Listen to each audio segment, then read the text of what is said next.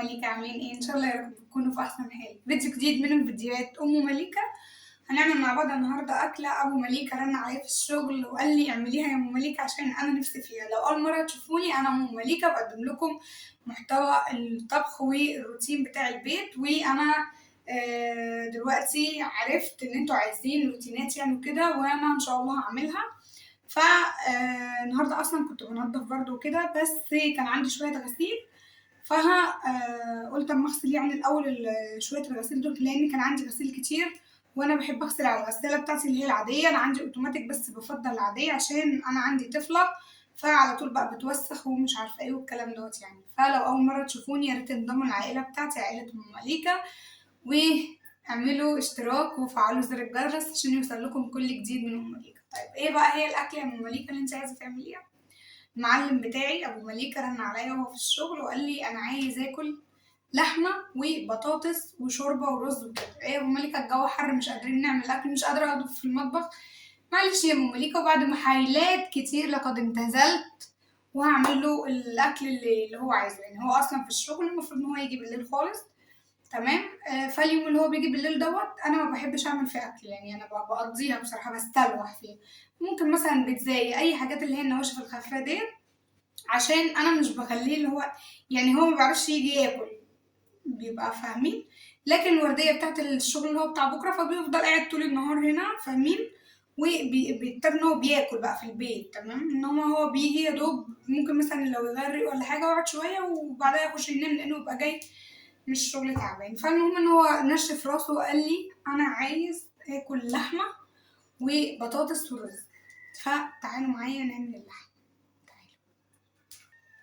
واللحمه بتاعتي اهي، كنت مطلعاها من الفريزر طبعا، تمام. انا مش هعمل دي كله، انا هعمل يا دوب على قدنا كده، تمام. هقطعها.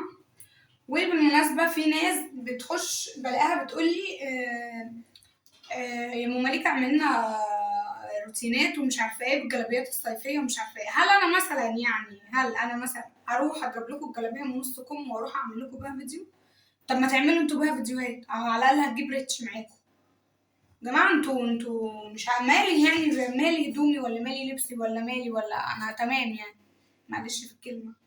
اللي مش عاجبه بقى وعاجبه مثلا يا جماعه دي قناه طبخ، يعني دي قناه طبخ بروق معاكم وبطلع فضفض معاكم، مش طالعه اعرض لكم الجلابيه اللي انا لابساها ولا انا عندي غلط. المهم خلينا في اللحمه. هنقطع هنا مع بعض بقى ايه. انا هعمل على قدنا بس لان احنا اتنين، فمش هعمل كتير، تمام. هنقطع بقى كده اللحمه وهرجع له في حبيب قلبي. وكده قطعت اللحمه اهي. يا ام مليكه بتقطع اللحمه على الرخامه يا جماعه. انا بعد ما بخلص على طول غطا كلور كده، تمام. دبانه رخمه، بروح جايه غطا كلور كده، اروح جايه عاملاه بالليفه، تمام. وشويه صابون بيبقى الدنيا عندي تمام. انا مش هعمل لحمه كتير، تمام. وهما يعتبر نص كيلو كده اللي انا هعمله، تمام. هو بالظبط كده نص كيلو، عشان خاطر هاخد بقى ايه حته سمينه حلوه كده عشان تدي نفس حلو للشوربه يعني. يا جماعه اللي عاجبه القناه بتاعتي كده وعاجبه المحتوى بتاعي، تمام، هو منور القناه. اللي مش عاجبه انا مش هفرض ان هو يتفرج او ما يتفرجش. اللي مش عاجبه معلش في كلمه، مع السلامه. يعني دي قناه محترمه. اوعى حد يفكر ان انا عشان خاطر انتوا بتقولوا لي البسي مش عارفه ايه واطلعي بايه فان انا هعمل كده. ازاي يعني؟ معلش، ما تخلي نانسي عجرم اللي في البيت عندكم هتعمل اللي انتوا عايزين تعملوه. نيجي لخطواتنا عشان ما نزهقش مع بعض. انا بقى طبعا هنغسل اللحمه بتاعتنا.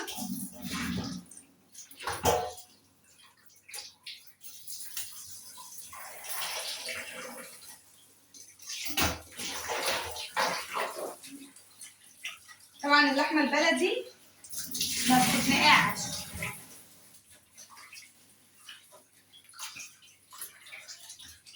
هي يا دوب بتتغسل كده،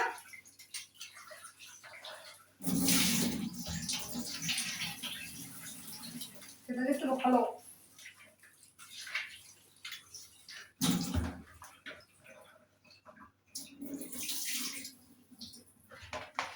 هنقطع بقى عليها شوية بصل.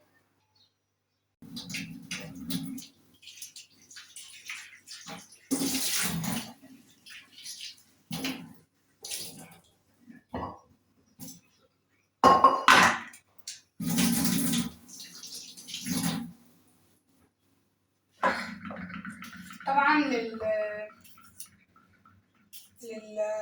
للحمة انا بحب احط في اللحمة طماطم. تمام، بحب اقطعها كده تقطيع اللي هو العشوائي عادي.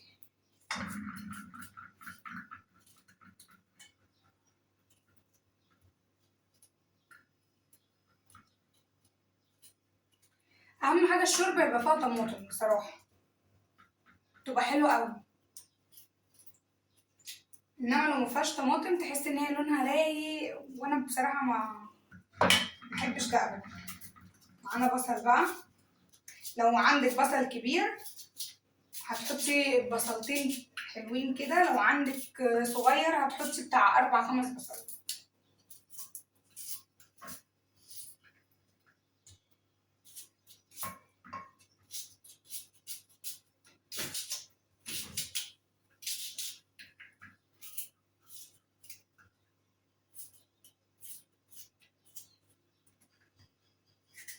هقطع بقية البصل ونجيب. طبعا انا حطيت هنا الطماطم والبصل، وبسم الله ما شاء الله. وهنزل هنا باللحمه. انا بحب اقطع اللحمه تقطيع ولا كبير ولا صغير، بس حطيت عليهم كمان حتتين كده عشان اعدي حماتي حتتين. تمام. كمون. والله عايزه اشتري بهارات، والله كل ما اروح للراجل الاقي. هنحط بالظبط 3 اعواد قرنفل. بحب القرنفل جدا في اللحم. وفلفل اسمر بس مش كتير عشان الفلفل الاسمر بيغمق الشرب. تمام. انا اللحمه بتاعتي اهي بشوحها بقى، وبحط عليها ميه مغليه بس لما بشوحها. طبعا لما بشوح اللحمه طبعا بنزل عليها بميه مغليه. ما بحبش احط ميه ساقعه عشان ما تعملش ريم. فها انا اي لحمه بحب اشوحها الاول، تدي نفس، تدي ريحه حلوه. ولو في ورق لورا انا بحط، بس للاسف ما عنديش. انا والله العظيم رحت امبارح عشان اجيب ولقيت الراجل قفل. فها هعلق عليها بقى وهنيجي عشان خاطر نعمل البطاطس والرز. تعالوا معايا. طبعا هنا انا قطعت قشرت البطاطس وقطعتها كده عشان ما ناخدش وقت. وبصراحه مش كده ما ناخدش وقت، انا كنت عايزه اقطعها معاكم، وانما جالي مكالمه ابو مليكه من الشغل بيشوف البضاعه بقى، بيأكد على بضاعته، بيشوف هو هل عملت ولا لا. قطعتها كده تمام. والطماطم بتاعتي اهي هغسلها بقى كده.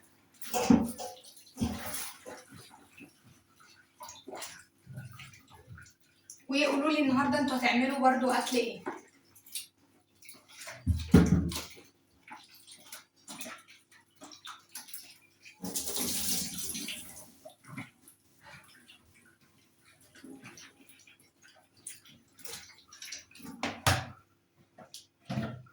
وانا تمام غسلتها كده. تمام غسلتها كده غسله.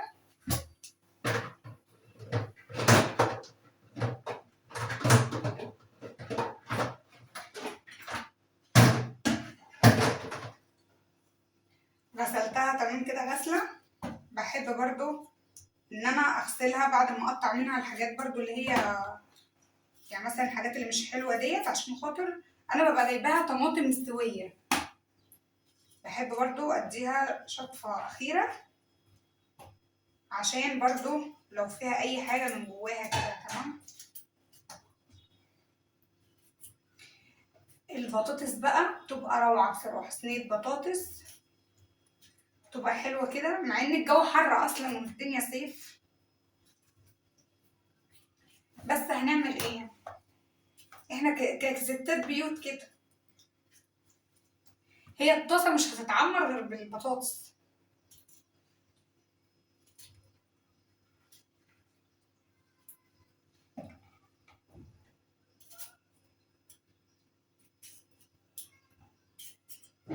اي حاجه كده ايه. والطماطم اليومين دول رخيصه مش غاليه. تمام. انا جايباها الطماطم اللي هي المستويه ديت الكيلو ب5. عندكم انتوا بكام؟ 5 يا ام مليكه؟ ب5. هي بس فيها ايه حته من الجنب كده معموله، احنا بنجيبها طبعا وبروح جايه ايه قطعوها كده زي ما انتوا ايه شايفين، بتبقى زي الورد. وببقى اجيب مثلا 2 كيلو اللي هو الكيلو ب20 دوت للسلطه ولا حاجه. فاي حاجه كده بتمشي الغرض. مش معنى ان كده ان هي القوطه بايظه يعني ولا وحشه، لا، مكلش حاجه بايظه.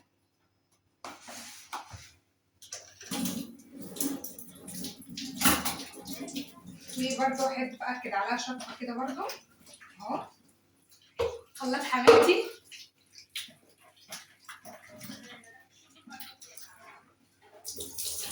اهو.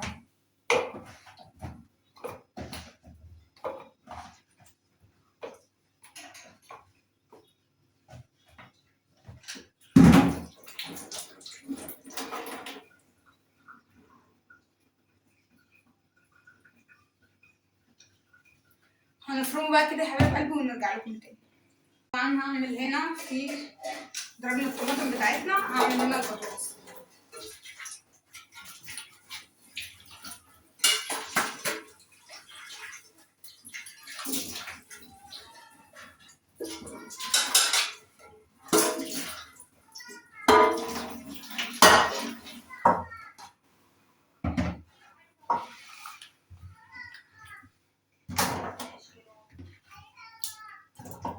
كده اهوت. وانا ما عملتش كتير عشان ما يبقاش حرام علينا يعني.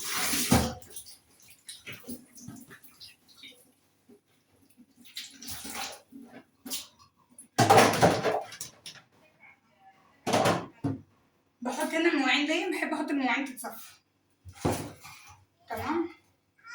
معايا بقى ايه بصلايه حلوه كبيره محترمه كده. وطبعا دي الطماطم اللي طلعت اللي هي يعني ايه اللي مش حلوه، فانا ما برميهاش، انا بسيبها للطيور. عندنا طيور كده برميها لهم يعني. وقشر البصل برضو كده اهوت. مع اني انا ما بحبش البصل الابيض ده، بس مش مهم.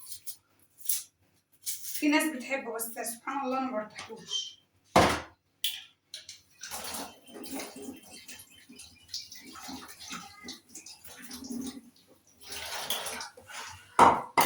وطبعا البساطه تمام في مش في التوابل الكتير، يعني البساطه في طعم الاكل نفسه، ان هو ما يكونش مليان اللي هو بهارات او الكلام ده. احب اقطعها كده. في ناس بتحب تقطعها حلقات، ولكن انا بحب اقطعها يعني ايه مش كبيره ولا صغيره، عادي حلقات برضو، بس عادي يعني ولا كبيره ولا صغيره. خلي الامور وسط كده حلو كده اهو.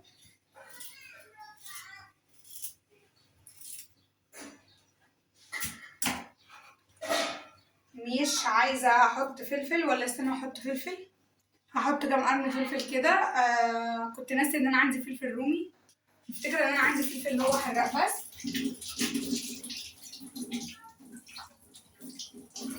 افتكرت ان انا عندي فلفل رومي يعني.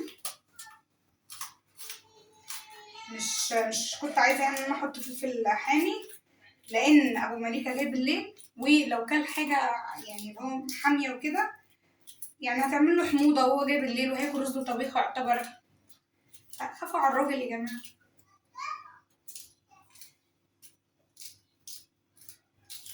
كده اهو. بصوا الريحه بتبقى بصراحه خطيره. الريحه بتاعت البطاطس بتبقى روعه. اعملوا كده اكل في بيوتكم كده، واملوا بيوتكم بالريحه بتاعت اكل البيت. املوا كده ريحة التوم وريحة البصل وريحة الطماطم وريحة التسبيكة. ده بيعرفك ان انت ست بيت شاطرة. لما الاكل بتاعك يوصل لحد اخر الشارع كده، دي بيعرفك ان هو شطارة. بطلوا بقى تشتروا طلبات اكل من بره، وتعملي في بيتك بجد. يعني كفايه ان جوزك شغال طول النهار، انت ما تعمليش بحاله، انت قاعده في البيت يعني في قلب البيت وتحت السقف والجو نار، وانت مش مستحمله نفسك، ما بالك بقى جوزك شغال وشقيان والدنيا نار، انت ما تعرفيش الجو يعني حامي عليه ازاي. و انت عادي كده بالنسبه لك تضيعي الفلوس كده عادي تمام. فمن الخلاصه يعني كلامي، يعني من الخلاصه ان خليكم رأفون شويه يعني تترافي مع الراجل بتاعك. ملح طبعا. اعملي له كده صينيه بطاطس كده تجيب ريحتها، تجيب من اخر الشارع. اعملي له كده فرخايه بلدي ترم عظمه، اعملي له فرخايه بيضه كده حلوه وحطها له في الفرن. شويه فلفل اسود. يلا هو عشان خلاص كده، هو عشان ايه هنجيب بهارات بكره، يعني هنجيب بهارات بكره. شويه الكمون. وعندي جنزبيل هحط، انا نسيت صدق، انا عندي جنزبيل ونسيت احطه على اللحمه. شوف، ده انا راسي قد كده والله. كنت جايبه بصوا، كنت جايبه ب10 جنيه، بصوا مديني الجنزبيل قد ايه. ممكن يكفي عندي السنه كلها والله بجد. بس عشان ما يسوست بقى ولا يبوظ مني، عشان طبعا بصوا قد ايه اهو. وانا ما بحطوش غير مثلا يعني شعره كده على اللحمه او على الاكل، يعني حاجه بسيطه كده، ومحدش بيشربه كتير، ولا اصلا عندنا حد بيشربه. ممكن اعمل ابو مليكه منه ايه كوبايه كده كل فين وفين. فبحطه في التلاجة عشان ما يبوظ خساره. هاخد منه بس يعني سن على طرف المعلقه، عشان بيبقى ما بحبش في الاكل عامه، بس يعني هو مش هيخسر. حلو. ننزل بقى بالطماطم. الله على الريحه. ده بصوا الريحه يعني لسه اللي بتاع نيه، وريحتها روعه بصراحه. نشطف الخلاط الطماطم.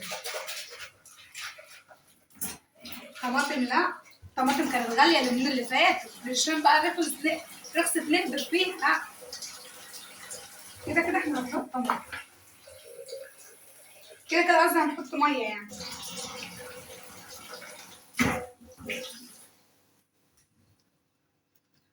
تمام. عندي دهن هحط حته كده تديها نفس كده يا سلام.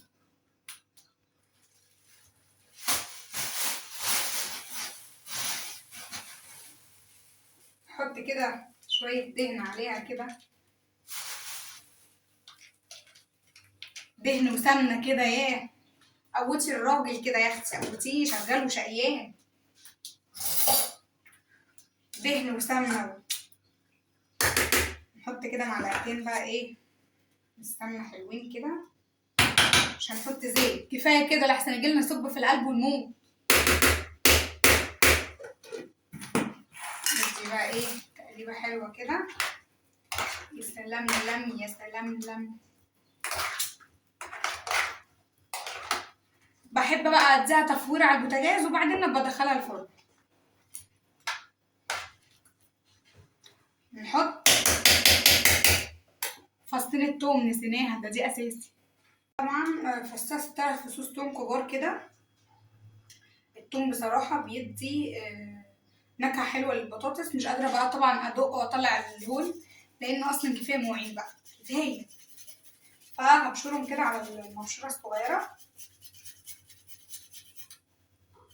بالمناسبه انا عايزه اجيب هرسه التوم اللي هي الصغيره دي، كانت عندي ومليكه بنتي ضيعتهولي، بركه فيها فضيعتهولي. فبنبشر كده التوم اهوت. كمان واحد. كذا مرة ايدي تتشلوح من البتاعة دي بجد. كمان عندي 3 دبانات ولا 4 عارفيني في عيشتي. بجد انا بكره الدبان جدا، بكره الدبان وعندي حساسيه من الناموس. الجو نار. وادي تالت فصل.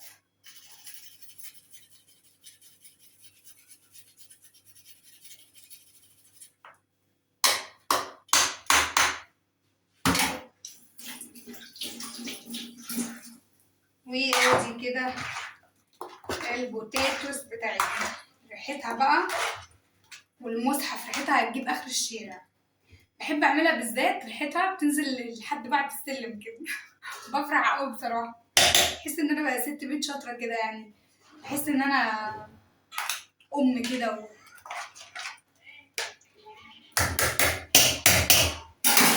تمام. هروح بقى اسويها وابقى ارجع لكم. مليكه، وطبعا كده اللحمه بتاعتي بقت تمام. وانا غديت حماتي يعني، غرفت لها طبق شوربه حلو كده وحطيت لها فيه حته اللحمه كده. واللي بيحب حماته يا جماعه ينزل لها من الحاجه اللي هو عاملها عادي، ده بيبقى ثواب يعني الحما وكده. يعني انت مش بتحبيها دي حاجه ترجع لك بقى، بس كله طبعا بثوابه. وصينيه البطاطس بتاعتي القمر انا ما حبيتش ان انا احمرها من فوق عشان خاطر مش حاطه فيها يعني فراخ ولا كده، عشان يعني احنا بنحبها طريه، انما لما باجي اعملها بوش بتنشف. لما بعملها بوش وهي ساده كده بتنشف مني. فلو في لحمه ولا كده انا بحط اللحمه فوق الوش وبعدين ببقى احمرها يعني، انما هي عشان ساده فعملتها كده عشان خاطر كل واحد طبعا حسب ما جوزه بيحب الاكل ازاي انتوا بتعملوه له. تمام. فانا لو عندي فراخ ولا لحمه بحطهم من فوق الوش بياخدوا اللي هما تحميره تمام، لما ببقى عامله صينيه بطاطس باللحمه او بالفراخ يعني، انما انا عاملاها ساده فمش محمراها. بس عايزه اقول لكم وهي بتتسوى ريحتها كانت خطيره وجايبه اخر الشارع. وهنا بقى عملت شويه رز تمام. وهي انا للاسف وانا بعمل الشعريه لقيت حبه صغيرين خالص فزودت عليهم لسان عصفور وعادي قضت معانا الغرض. وبكده يا اخواتي ده كان اكلنا النهارده، واشوفكم في فيديو جديد من فيديوهات ام مليكه. باي.